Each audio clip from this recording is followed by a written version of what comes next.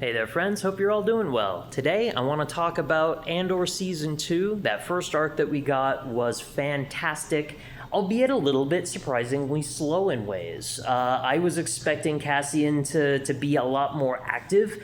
He ended up being relatively passive through this first arc. I mean, he was a captive from another smaller rebel cell, but,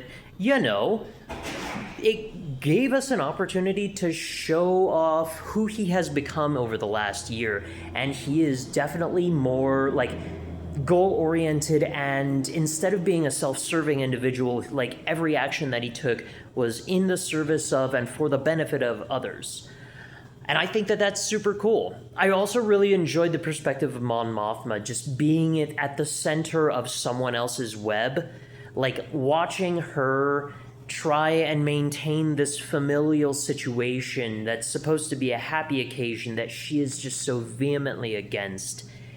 And then Luthen shows up, and then the intrigue begins, and it's just non-stop tension throughout Mothma's scenes, and I freaking loved it.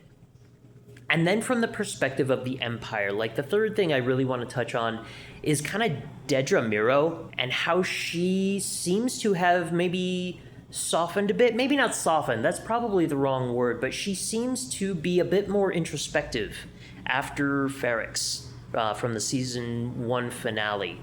I don't know, I could be misreading it, but she seems to be more of a caring individual, and that may just be because we got to see her with Cyril, which I think is super cool, and watching Dedra interact with Cyril's mom was probably the funniest part of the entire arc. It was definitely the funniest part of the entire arc.